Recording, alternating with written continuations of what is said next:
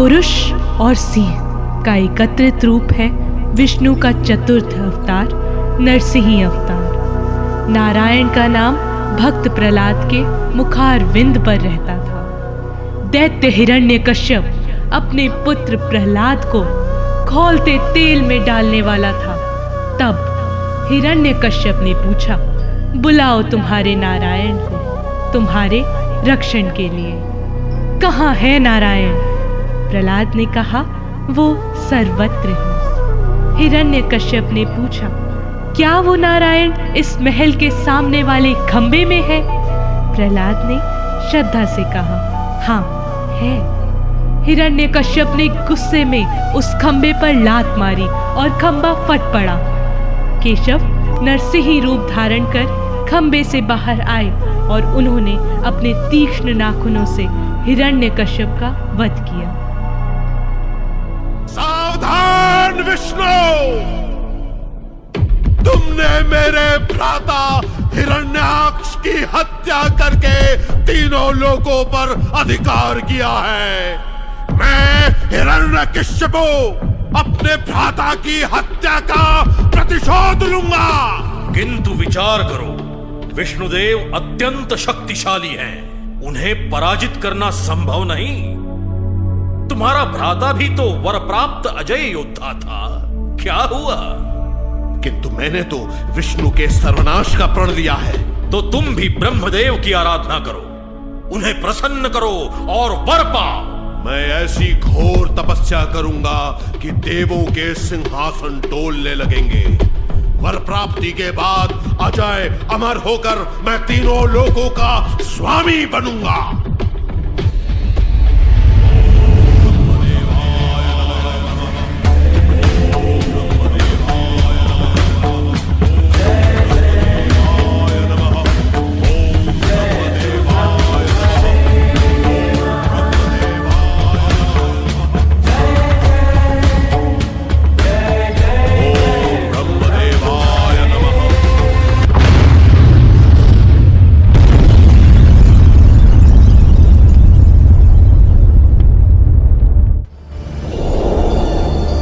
हिरण्यकश्यपु, मैं तुम्हारी तप साधना से प्रसन्न हुआ। कहो, क्या वर मांगते हो? आप मुझे तीनों लोगों का सर्वशक्तिशाली प्राणी होने का वर दें। न देवता, न मनुष्य, न कोई पशु, न दिवस न रात्रि में, न अंदर न बाहर, न स्वर्ग लोक में न मृत्यु लोक में, न ही किसी शस्त्र से मुझे कोई परास्त कर सके। वर दीजिए भगवान, वर दीजिए। तथास्तु।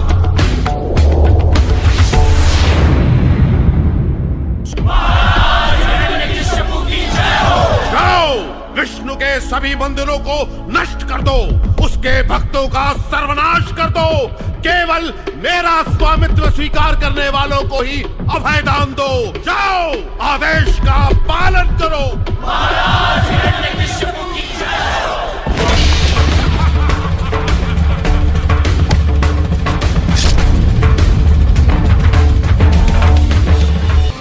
भगवते वासुदेवाय नमो भगवते वासुदेवाय भगवते क्षमा मांग ले ए प्रहलाद और इस कलंक को धो दे। प्रभु भक्ति का दुस्साहस अस्तित्व न तेरा खो दे। जिसने जीवन दिया वही उद्धार करेंगे। वासुदेव ही मेरे सब संताप हरेंगे। ठोर मिलेगा कहाँ भक्ति की राह छोड़कर।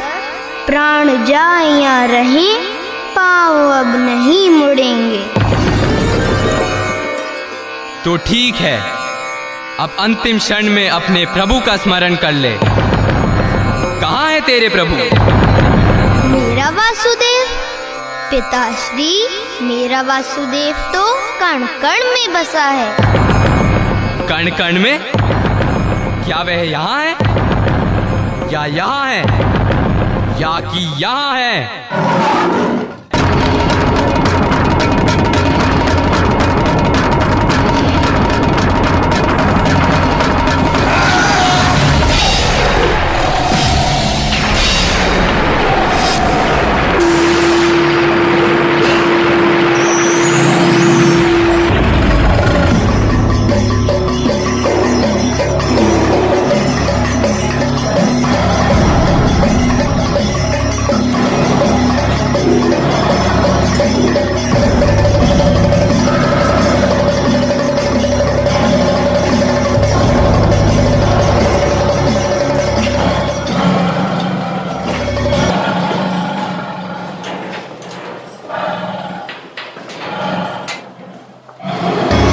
मैं देव हूँ न दानव, न मनुष्य हूँ न पशु, न यह दिवस है न रात्रि, न यह अंदर है न बाहर, और न ही मेरे हाथों में कोई अस्त्र है।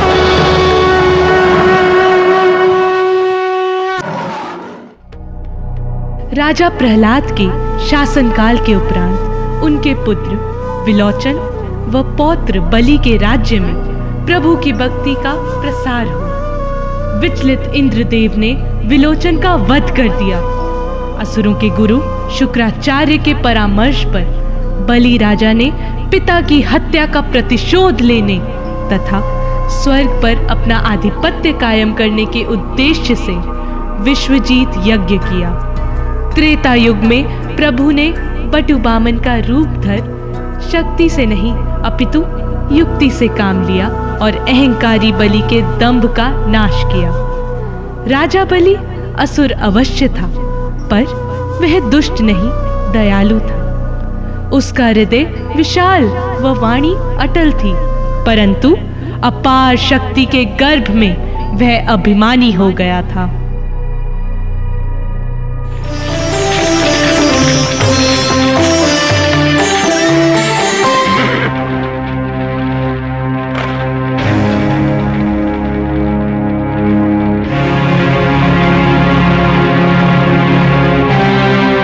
यज्ञ के समापन के लिए अंतिम संहिता डालो वत्स। ओम भवतु भिक्षाम देहि।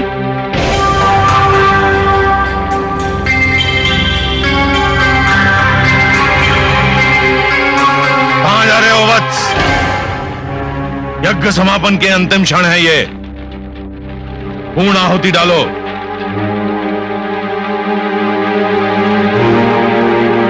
ओम भवतु भिक्षाम देहि।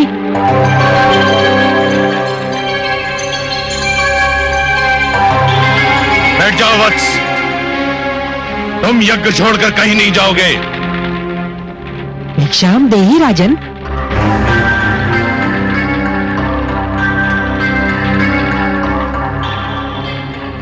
क्षमा करें गुरुदेव, किंतु बलि के द्वार पर कोई भिक्षुक आए और उसे भिक्षा के लिए दूसरी बार भी गुहार करनी पड़े तो बलि की दानी वृत्ति को 100 बार धिक्कार है। अब मैं नहीं रुक सकता। वत्स, रुक जाओ वत्स, रुक जाओ।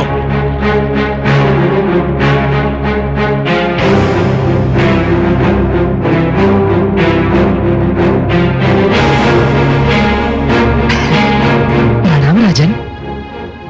प्रणाम ब्राह्मणदेव। कहिए, क्या चाहिए आपको? राजन, मैं तो एक साधारण ब्राह्मण हूँ और एक ब्राह्मण भिक्षा के अतिरिक्त और क्या चाह सकता है? क्या भिक्षा चाहिए आपको? स्वर्ण, गोधन, गजधन, हीरे, मोती? नहीं राजन, मुझे इनमें से कुछ भी नहीं चाहिए। ब्राह्मणदेव, तो फिर जो भी आवश्यकता हो आपकी मेरे सामने व्यक्त कीजिए। यदि मेरे वश में हुआ तो मैं उसे पूरा करने में तनिक भी संकोच नहीं करूंगा। राजन, राजन, मुझे तो केवल 3 पग भूमि चाहिए। 3 पग भूमि? ब्राह्मणदेव, क्या करेंगे आप 3 पग भूमि का? मैंने तो ये सुना था कि दानी बलि में ये पूछता है कि वो दान किसे दे रहा है और मैं ये पूछता है कि वो दान में क्या चाह रहा है। ब्राह्मणदेव, मैंने 3 पग भूमि मांगने का कारण इसलिए नहीं पूछा था कि मैं प्रयास करना चाहता हूं। तो फिर क्यों पूछा?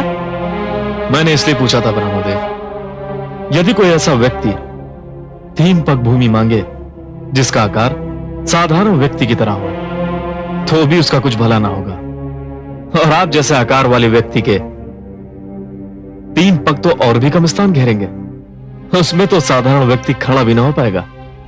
राजन, मैं ये 3 पग भूमि किसी साधारण व्यक्ति के लिए नहीं मांग रहा हूँ, स्वयं अपने लिए मांग रहा हूँ। आप में क्षमता हो तो भिक्षा दान करें, नहीं तो मैं आगे बढ़ूं।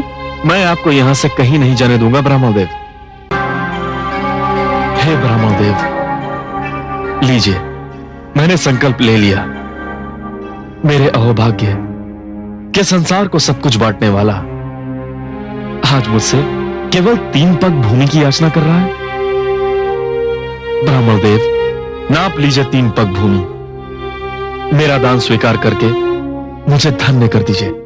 तो लो वत्स, मैं 3 पग नापता हूं।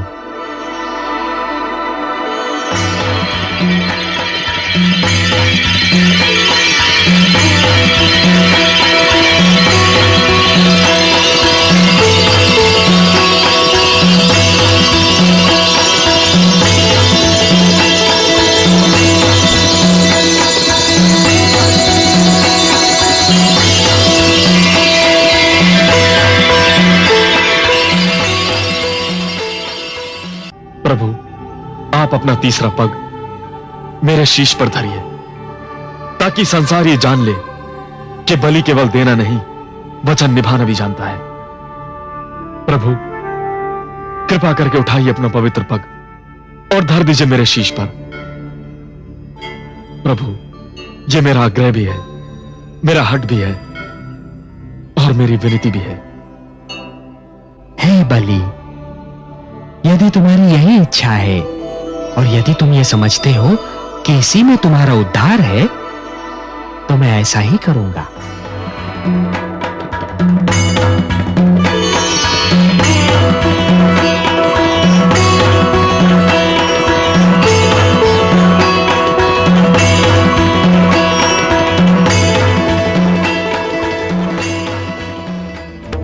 समय के साथ बलि राजा पाताल लोक पर शासन करने लगे और पृथ्वी लोक का शासन क्षत्रिय राजा संभालने लगे। वे सत्ता पाकर अहंकारी हो गए और निर्बल लोगों पर अत्याचार करने लगे। लोगों की करुण पुकार सुनकर भगवान विष्णु ने परशुराम बनकर ऋषि जमदाग्नि और उनकी पत्नी माता रेणुका के घर बालक के रूप में अवतार लेने का निर्णय किया।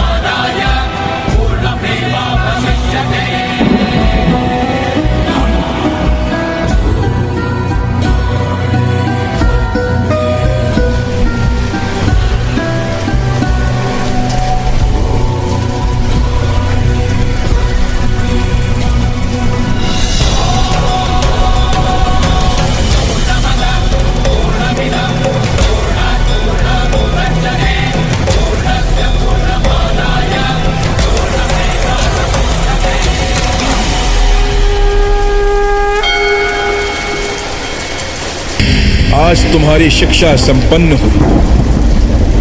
ये परशु मैं तुम्हें ब्रह्मास्त्र के रूप में भेंट करता हूँ। अब तुम अजय हो। अब संसार तुम्हें परशुराम के नाम से संबोधित करेगा। शिक्षा पाने के बाद परशुराम अपने माता पिता के आश्रम में लौट आए। समय यूं ही बीत रहा था कि अचानक एक दिन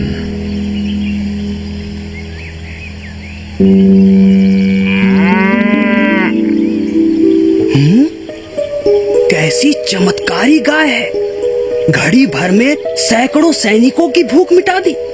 इसे तो महाराज की सेवा में होना चाहिए। सच कहते हो। इसे ब्राह्मण के आश्रम में नहीं, राजमहल में होना चाहिए। आपकी चरण रज से ब्राह्मण की कुटिया पवित्र हुई महाराज। ब्राह्मण देवता, आपकी कामधेनु हमें चाहिए। जितनी भी स्वर्ण मुद्राएं आप उचित समझें मांग लें। महाराज, ब्राह्मण के जीवन में स्वर्ण मुद्राओं का क्या मूल्य, और फिर कामधेनु हमारी माता के समान है। माँ को बेचा नहीं जाता महाराज। तो राजा के आदेश की अमानता का परिणाम भी देख लो। सैनिकों, कामधेनु को राजमहल में ले जाओ। एक पग भी आगे बढ़ाया तो मृत्यु निश्चित है।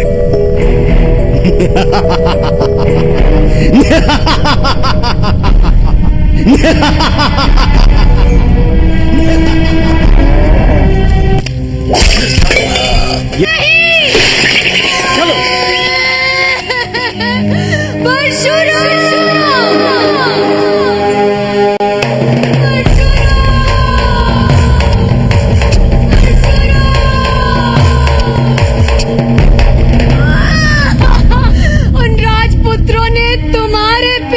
की हत्या कर दी। उन्होंने मेरे पिता की हत्या नहीं की, अपने सर्वनाश को निमंत्रण दिया है। माताश्री, जितनी बार तूने अपनी छाती पीटी है उतनी बार मैं क्षत्रिय वंश का नाश करूंगा, धरती को क्षत्रिय मुक्त कर दूंगा।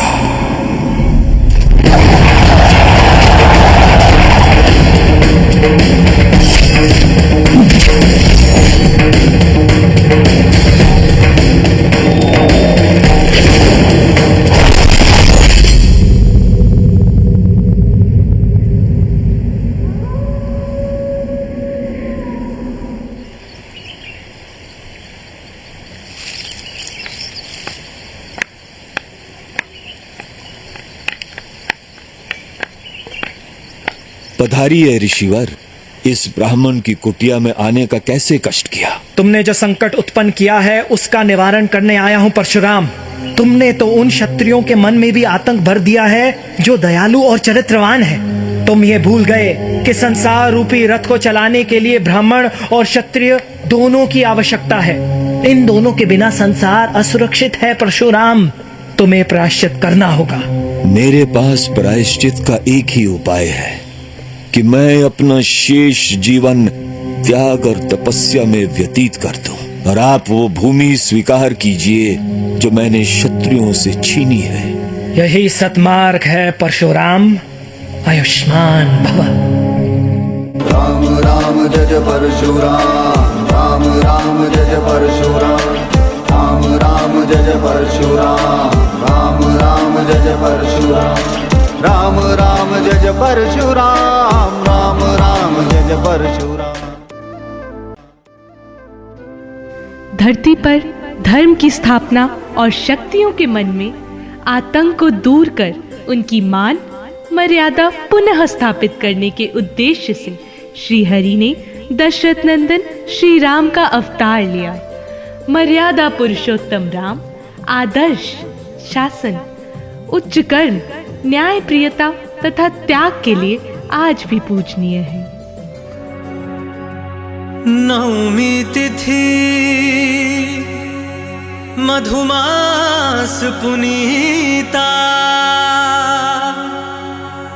सुकल पक्ष अभी जित हरि प्रीता, मध्य दिवस अति शीत न घामा, पावन काल लोक विश्रामा। जन्म लियो जन्म लियो जन्म लियो जन्म लियो जन्म लियो जन्म लियो जन्म लियो जन्म लियो जन्म लियो जन्म लियो जन्म लियो जन्म लियो। बधैया बाजे दशरथ के आंगनवा, बधैया बाजे दशरथ के आंगनवा, अवध मां जन्मे भय चार ललनवा, बधैया बाजे बधैया बाजे दशरथ के आंगनवा, बधैया बाजे दशरथ के आंगनवा, अवध मां जन्मे भय चार ललनवा, बधैया बाजे। प्रकट कृपाला दीन दयाला कौशल्या हितकारी, हर्षित महतारी मुनि मनहारी, अद्भुत रूप विचारी, लोचन अभिरामा तनु घन श्यामा, निज आयुध भुज चारे, भूषण बनमाला नयन विशाला, शोभा सिंधु खरारी।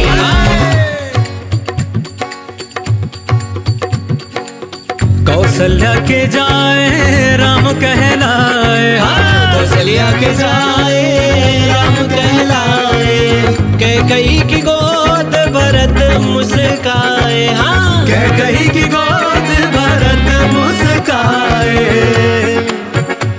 सुमित्रा हर से भैया सुमित्रा दूसरा हर से देखे शत्रुघ्न लखन बधैया बाजे दशरथ के आंगन अवध माचन में भय चारे ललन बधैया बाजे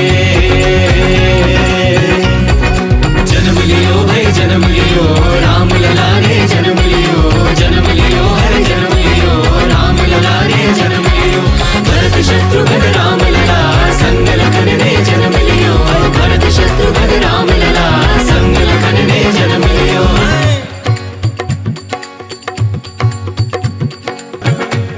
नजर उतारे नजर उतारे नर नारी किन्नर बधैया बाजे दशरथ के आंगन अवध माचन में भय चार ललन बधैया बाजे जन्म लियो भाई जन्म लियो राम लला ने जन्म लियो जन्म लियो भाई जन्म लियो राम लला ने जन्म लियो बधैया बाजे राम लला बधैया बाजे जन्म लियो बधैया बाजे राम लला बधैया बाजे जन्म लियो बधैया बाजे जन्म लियो देखे शत्रुघ्न लखन बधैया बाजे हाथों में गजनवा बधैया बाजे राम लला नारी के जरवा बधैया बाजे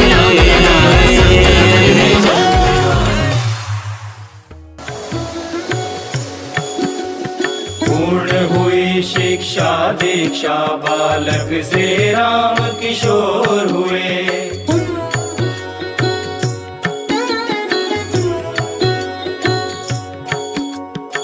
राजभवन आने के उनके चर्चे चारों ओर हुए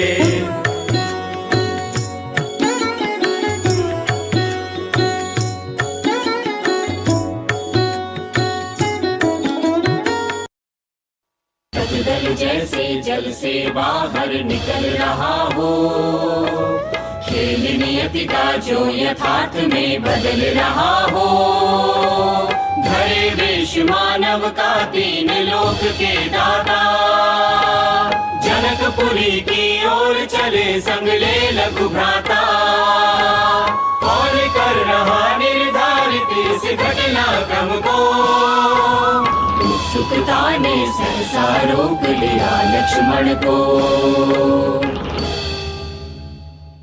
गुरुदेव ये शिला कैसी है? ऐसा प्रतीत होता है मानो इस पाषाण में भी प्राण है। तुम्हारी संवेदनशीलता प्रशंसनीय है वत्स। ये शिला वस्तुतः प्राणवान ही है। ये गौतम ऋषि की पत्नी अहिल्या है। ऋषि के श्राप से शिला में परिवर्तित हो गई। पाषाण बनी अहिल्या तुम्हारी ही प्रतीक्षा कर रही है राम। आगे बढ़ो, अहिल्या का उद्धार करो, उन्हें श्राप से मुक्त करो।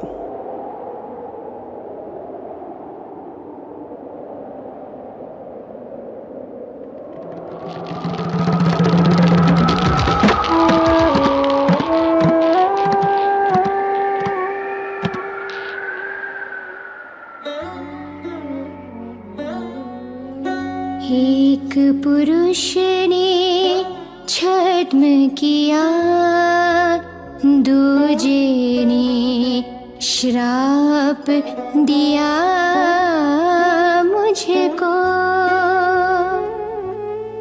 निरपराध मान कर हे नारायण, मुक्त किया मुझको।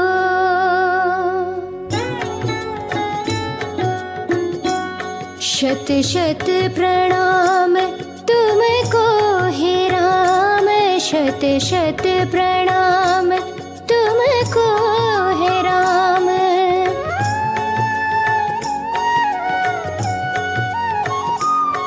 दो भयदाने तुम नारी को, कर दंडित अत्याचारी को तुम मर्यादा पुरुषोत्तम हो। दो समता हर एक नारी शत शत प्रणाम तुमको है राम, शत शत प्रणाम तुमको है राम।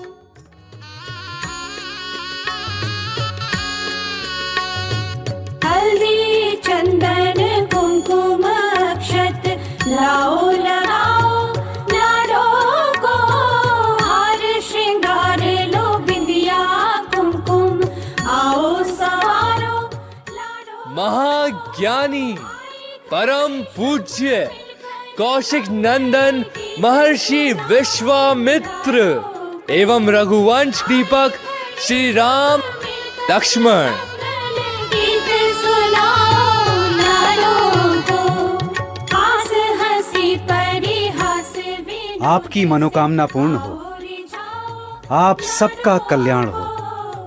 ये मेरा परम सौभाग्य है महर्षि विश्वामित्र। मैं रघुकुल नंदन श्री राम और लक्ष्मण को स्वयंवर में लाने के लिए आपका विशेष रूप से आभारी हूं और आप सबका हृदय से स्वागत करता हूं। स्वयंवर आरंभ हो।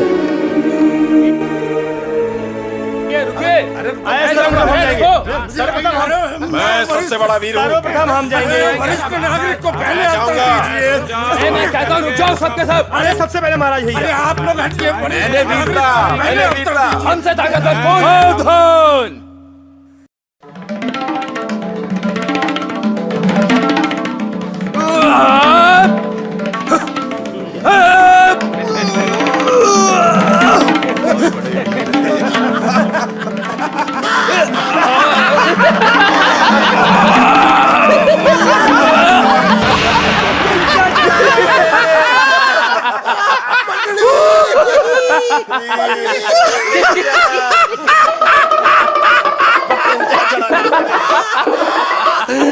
आप जाइए। तो कुछ तो आप पहले। मैं ही चढ़ा पाऊंगा। आप प्रयास कीजिए। आप प्रयास कीजिए। आप जाइए।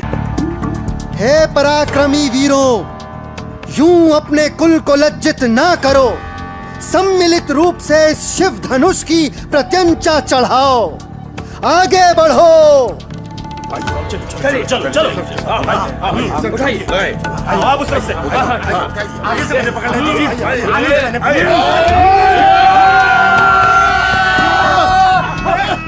धिक्कार है इन तथाकथित वीरों के कुलों को। धिक्कार है भूपति महीप सम्राट महाराज जैसे विशेषणों से विभूषित परिचय पर। बस महाराज जनक, बस। शांत रहो वत्स। महाराज जनक का अभिप्राय तुम्हारा अपमान करने का नहीं था। उठो वत्स, आओ अपने वीर धर्म का निर्वाह करो। जो आज्ञा गुरुदेव।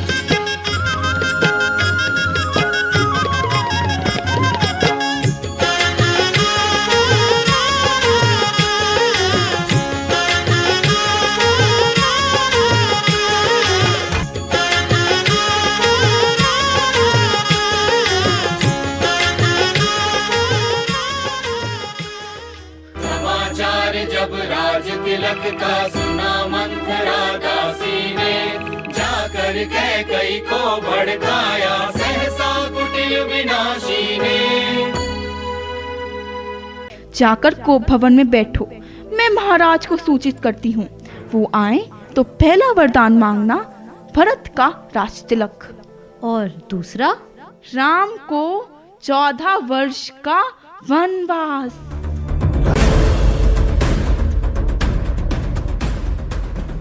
अवधपुरी के राजभवन में एक उदासी घनी छा गई।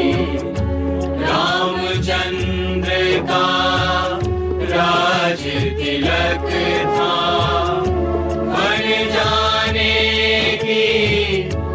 घड़ी आ गई, अधपुरी के राजभवन में एक उदासी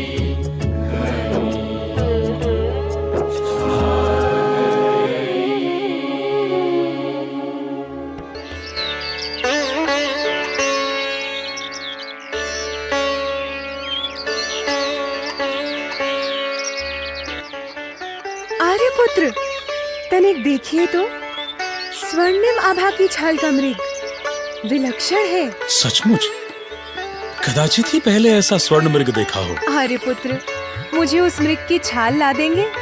मुझे अवश्य चाहिए आर्यपुत्र। लक्ष्मण, देख रहे हो अपनी सीता माँ की बाल सुलभ ललक?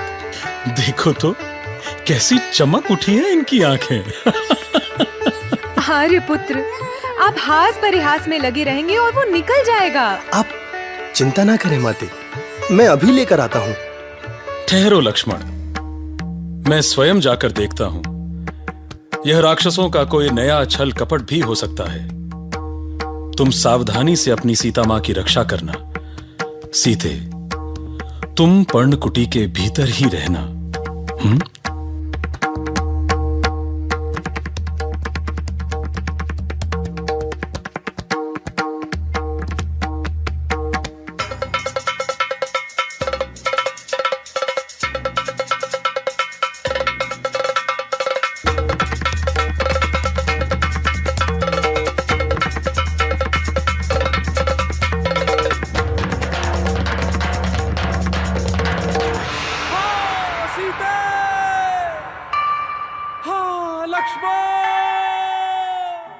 लक्ष्मण, ये आर्तनाद कैसा?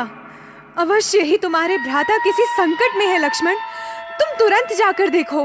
आप भीतर जाएं, मैं जाता हूं, परंतु आपसे प्रार्थना है कि आप किसी भी परिस्थिति में इस रेखा से बाहर कदापि ना निकलें।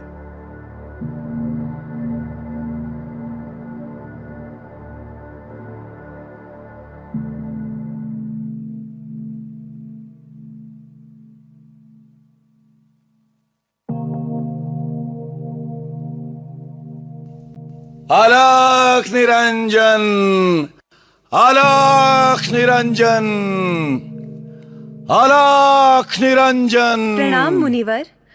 मेरे पति और देवर आखेट पर गए हैं।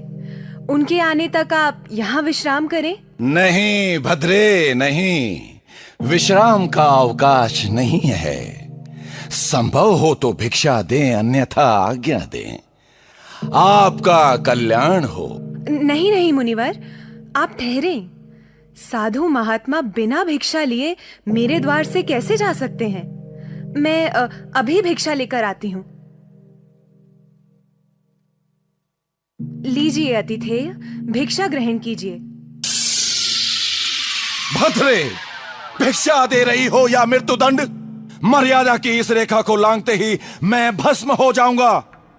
ये तुम भली भांति जानती हो। एक साधु के साथ इतना बड़ा प्रपंच, ऐसा आपराधिक आचरण। क्षमा करें महात्मन, मुझे इस रेखा का ध्यान नहीं रहा। मैं बाहर आकर आपको भिक्षा देती हूँ।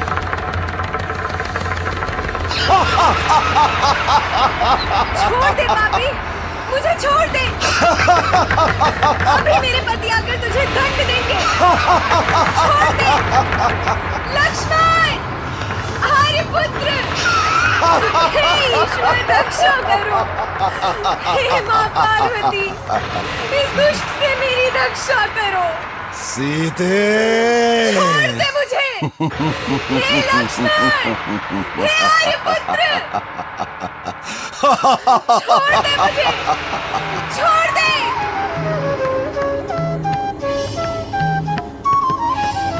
सीता जी को लेकर रथ पर रावण चला नाश के पथ पर। देखा गिद्धराज ने रथ को रोक लिया रावण के पथ को।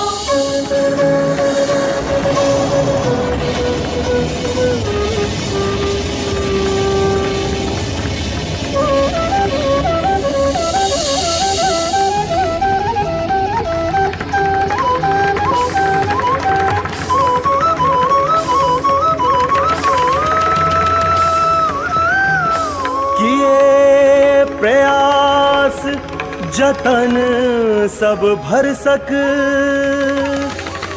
युद्ध किया कर पाए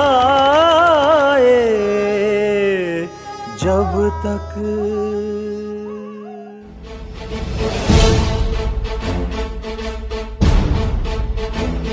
हनुमान ज्ञान गुण सागर कपीस तिहु लोक उजागर हनुमान ज्ञान गुण सागर कपीस तिहु लोक उजागर राम दूत अतुलित बलधामा अंजनी पुत्र पवन सुत नामा हनुमान ज्ञान गुण सागर कपीस तिहु लोक उजागर राम दूत अतुलित बलधामा अंजनी पुत्र पवन सुत नामा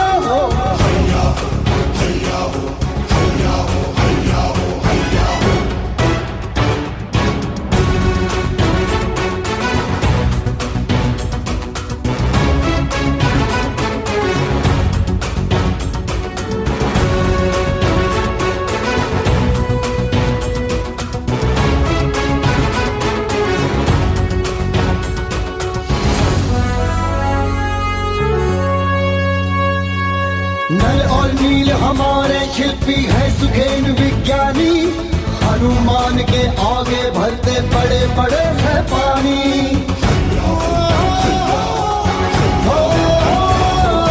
नल और नील हमारे शिल्पी है सुखेन विज्ञानी हनुमान के आगे भरते बड़े बड़े है पानी अरे अंगद बड़े लड़ैया हो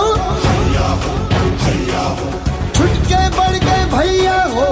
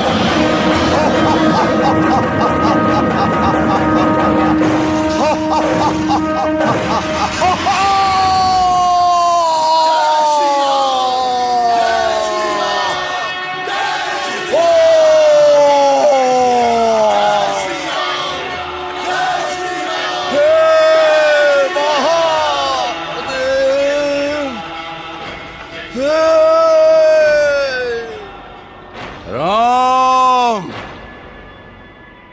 तुम विजयी हुए। मैं पराजय स्वीकार करता हूं।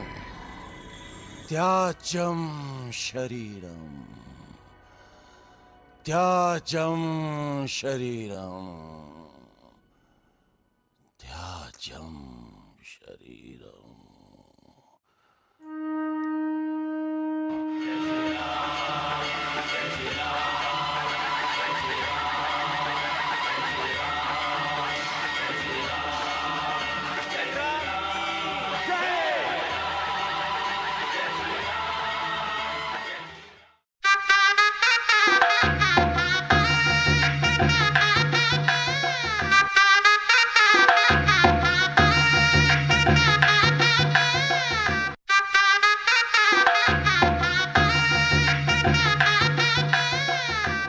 भगवान कंस की जय, देव की पति वसुदेव की जय।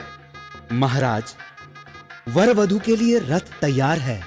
नहीं रथवान, यह हमारे जीवन का सबसे सुखद पल है। हमने अपनी लाडली बहन के लिए वसुदेव जैसे पति का चयन कर अपने भाई होने के दायित्व का भली भांति निर्वाह किया है। हम स्वयं वर वधु को उनके निवास तक छोड़ने जाएंगे। आप महाराज? हाँ रथवान, रथ हम स्वयं चलाएंगे। मथुरा के महाराज कंस स्वयं अपनी बहन को ससुराल तक छोड़ने जाएंगे।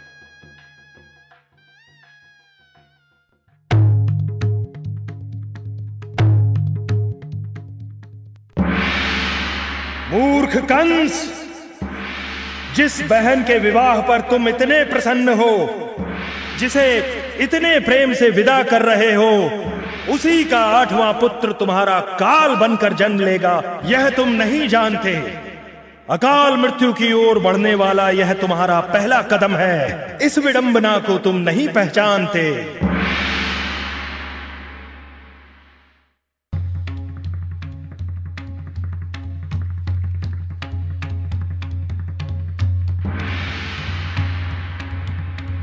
ठीक है, यदि यही नियति है तो मैं नियति को ही पलट दूंगा। उस बालक का जन्म ही नहीं होगा, कभी नहीं।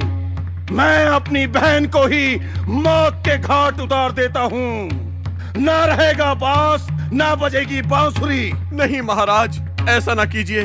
देव की आपकी लाडली बहन है, भाई बहन का रक्षक होता है महाराज। ठीक कहते हो वसुदेव, यही परंपरा है, यही कर्तव्य है। किंतु तब नहीं जब बहन की कोख से भाई की मृत्यु जन्म लेने वाली हो। मैं बहन के मोह में अपनी मृत्यु को आमंत्रण नहीं दे सकता।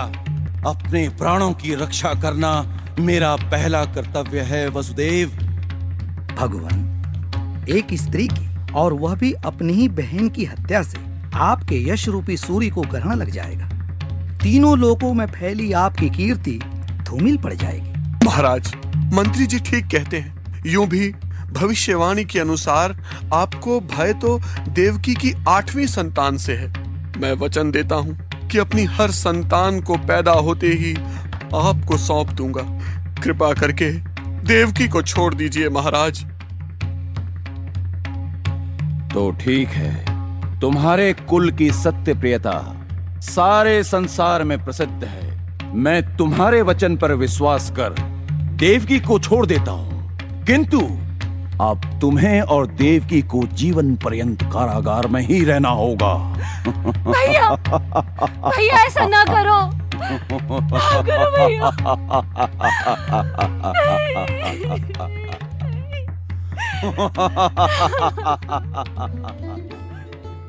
दिन, मास, वर्ष बीतते गए। क्रूर कंस ने एक एक करके देवकी के 6 पुत्रों को जन्म लेते ही मार डाला। 8वें पुत्र के रूप में स्वयं भगवान ने जन्म लिया।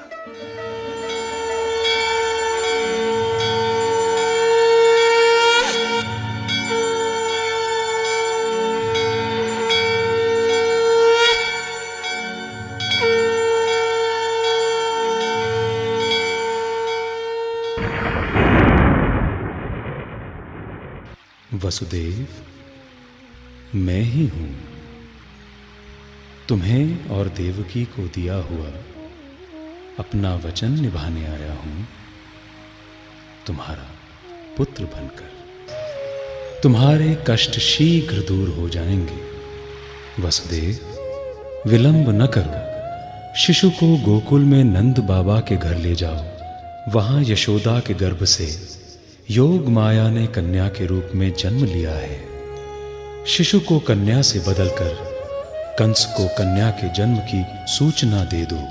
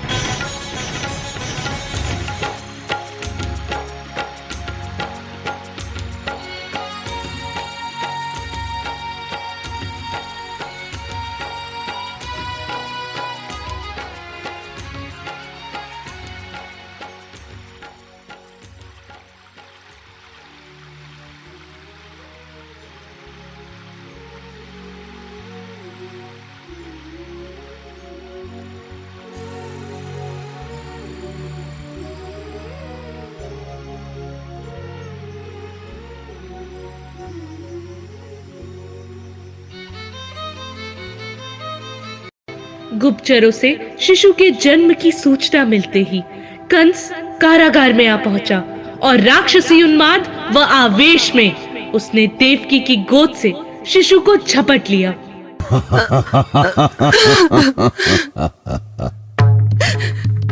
तो तुम हो मेरा काल।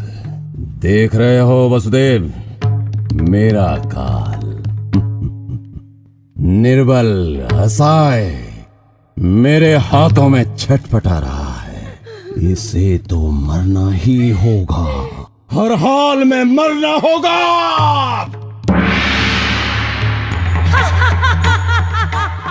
मूर्ख कंस, तेरा अंत निकट है। तू मुझे मारकर काल से बचना चाहता था, किंतु तेरा काल जन्म ले चुका है।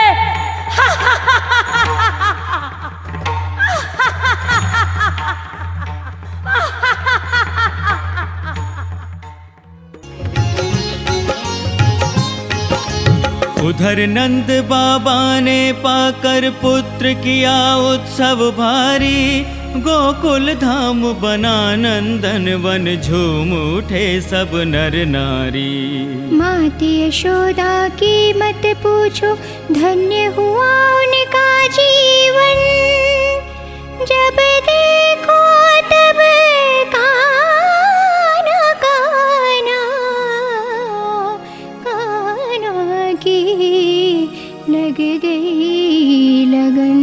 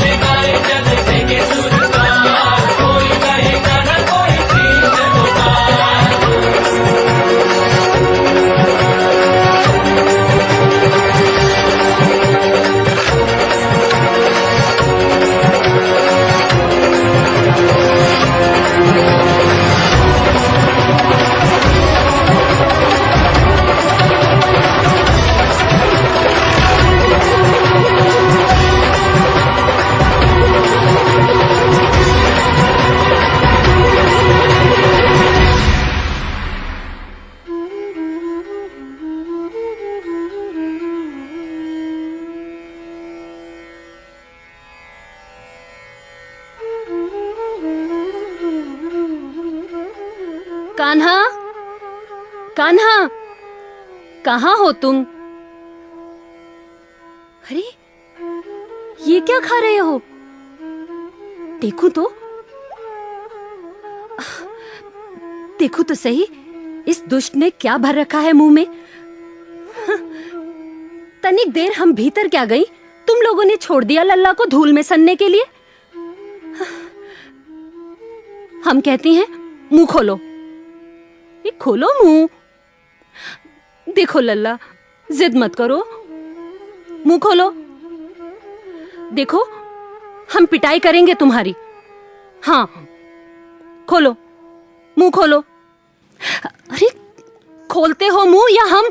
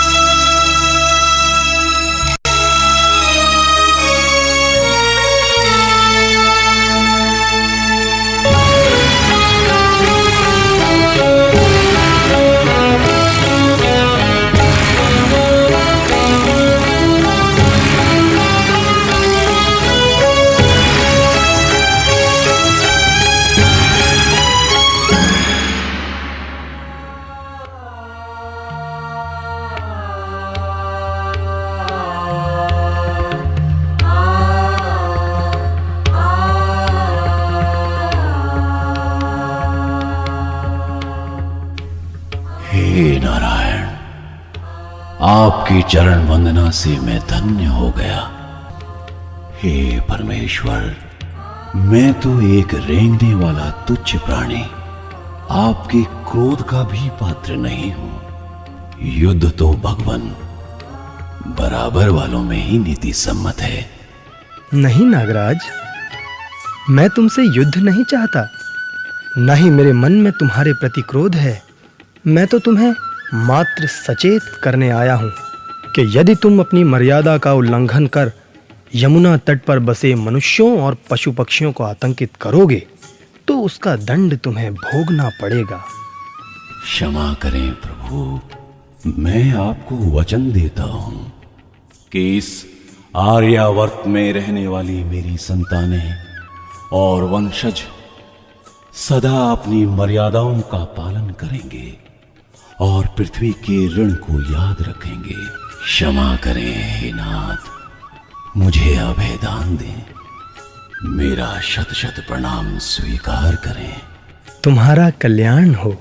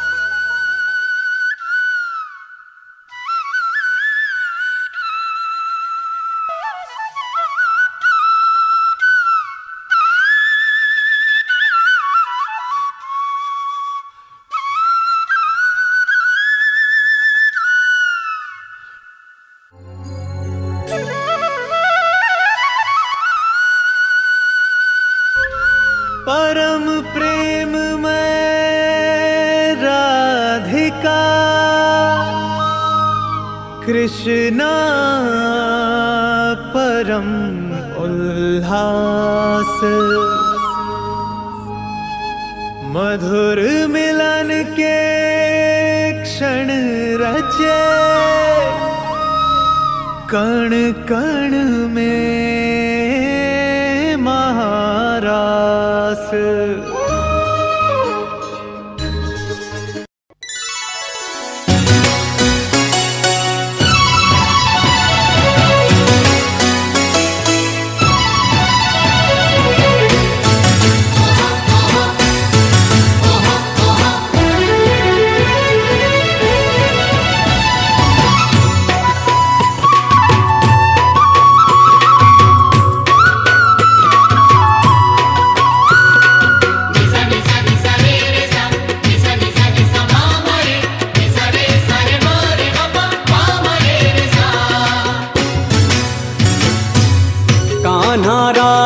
रचायो रे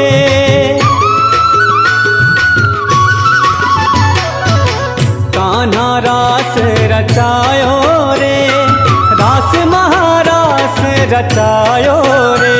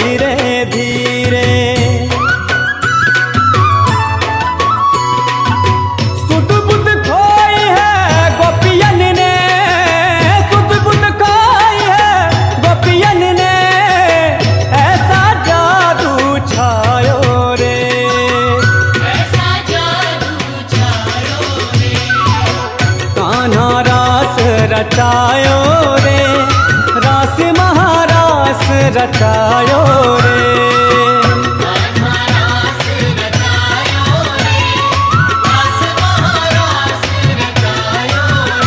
ओ रास महारास रचायो रे।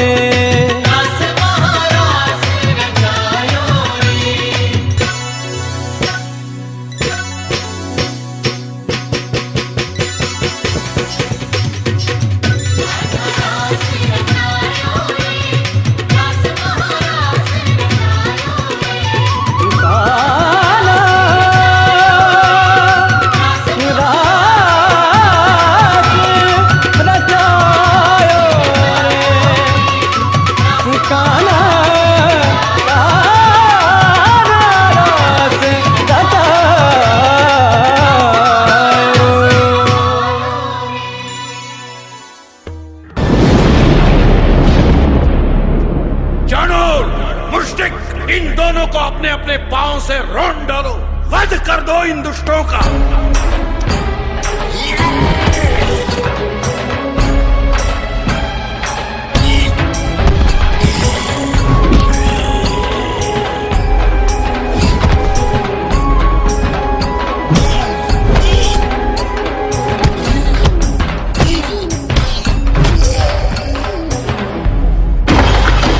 पापी कंस, अब अपनी मृत्यु का पर्व भी देख।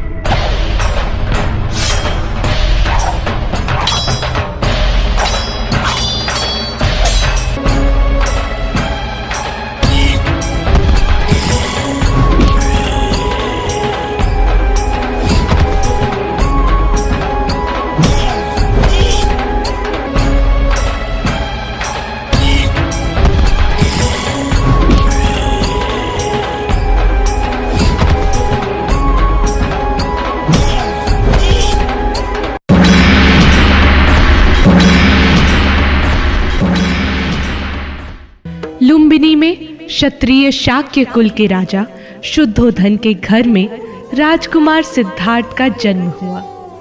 उनकी मां महामाया का निधन सिद्धार्थ के जन्म के 7 दिन बाद होने से राजकुमार सिद्धार्थ का पालन महारानी योगमाया की छोटी बहन महाप्रजापति गौतमी ने किया था। संसार को दुखों से मुक्ति दिलवाने एवं सत्य के दिव्य ज्ञान की खोज में राजकुमार सिद्धार्थ मोह माया त्याग कर वन में चले गए और कठोर साधना के बाद विष्णु के 9वें अवतार के रूप में भगवान बुद्ध बनकर वापस आए और ज्ञान का प्रचार प्रसार किया। पाखंडी पूजा विधियों से धर्म का शोषण कर रहे हैं। दुख और पीड़ा से धरती विचलित हो रही है। मानवता को सत्य की राह पर जाना ही होगा। जो मेरे दिखाए हुए मार्ग पर चलेंगे उन्हें सुख शांति की प्राप्ति होगी। मानवता की पीड़ा हरने के लिए मुझे बुद्धावतार लेकर धरती पर जाना ही होगा। महाराज, राजकुमार सिद्धार्थ की जन्म कुंडली बनाने के लिए ऋषि वृंद आ गए हैं। उचित है, बुला लीजिए।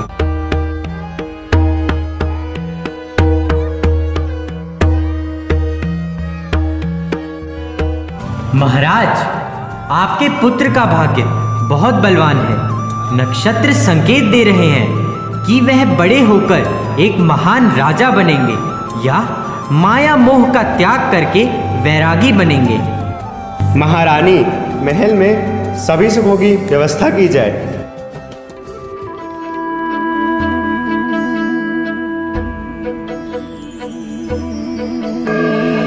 सत्य कथा, पुरुषार्थ कथा,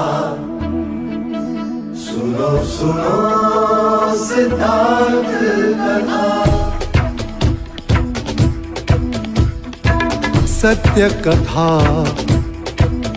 पुरुषार्थ कथा, सुनो सुनो सिद्धार्थ कथा। चढ़ते सूरज सा तेजवान वो कीर्तिमान, हुंकार भरे जब कूच करे, थर थर कांपे आसमान। वो राजपुत्र वो शूरवीर, पर्वत को भेद दे उसके तीर, शांति का स्रोत करुणा की धार, निर्झर झरे मन से अपार। वो राजपुत्र वो शूरवीर, पर्वत को भेद दे उसके तीर, है शाक्य वंश का वो तारा, जगमग है जिससे जग सारा। सत्य कथा, पुरुषार्थ कथा, सुनो सुनो सिद्धार्थ कथा। प्रणाम पिताजी, आज मैं अपने राज्य का भ्रमण करना चाहता हूँ, आज्ञा दीजिए। आरंभ हो गई निर्वाण प्रथा, सुनो सुनो ये बुद्ध कथा।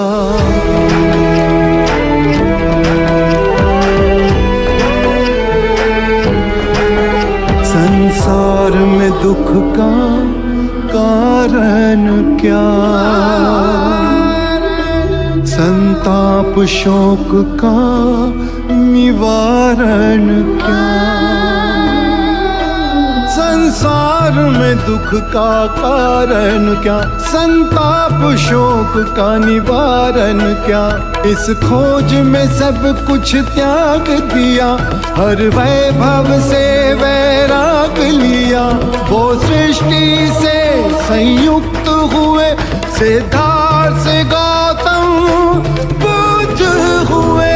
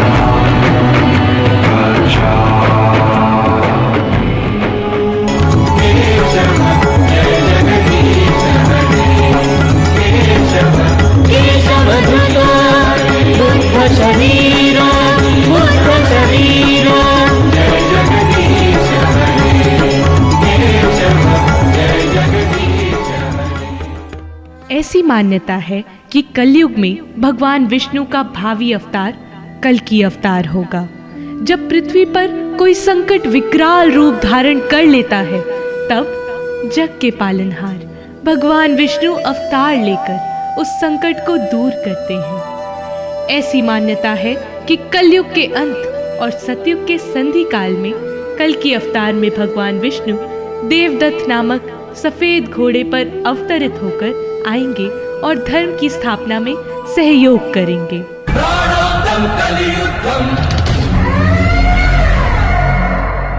अहं विष्णुरवतारम् आलिकत्तुं संहारं कल्कि।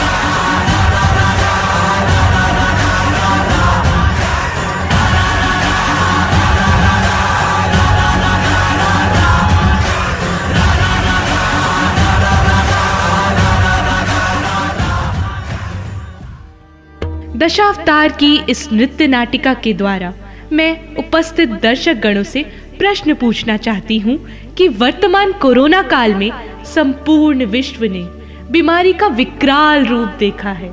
यूक्रेन और रूस में युद्ध की विभीषिका सुनने को मिली है।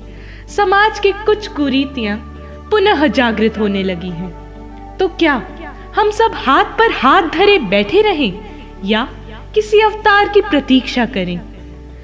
परम आदरणीय दर्शकगण, दशावतार की इस नृत्य नाटिका के द्वारा हमारा उद्देश्य मानवीय मूल्यों, दया, क्षमा, सहयोग, परोपकार जैसे गुणों की आवश्यकता पर बल देना है, क्योंकि विशाल भारती पब्लिक स्कूल इस कर्तव्य पथ पर बढ़ने के लिए कृत संकल्प है।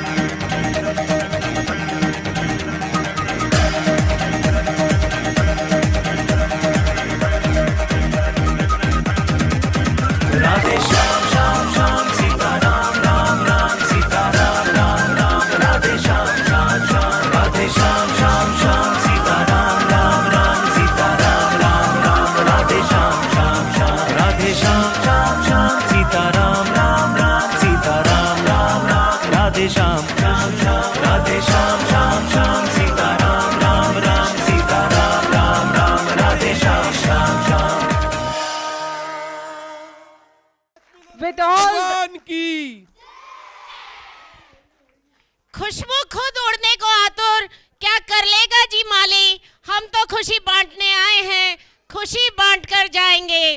चलो बजा दो सारे मिलकर, एक बार खुलकर ताली। थोड़ा सा प्यार, थोड़ी सी खुशी अदा कीजिए। बच्चों के लिए जोरदार तालियां बजा दीजिए। With all that magic and mystique, color and splendor, we wrap up for the day. It was a great joy to prepare for the program, and we hope you enjoyed the event as much as we enjoyed bringing it to you. I express my heartfelt gratitude to our management for their undulating cooperation and for sparing time for us today. A big thank you to Principal Ma'am, without whose inspiration and guidance this function would not have been a success.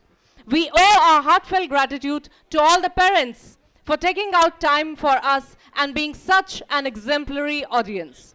Our heartfelt gratitude to all the supporting staff and backstage managers who so efficiently ensured the smooth conduct of the event.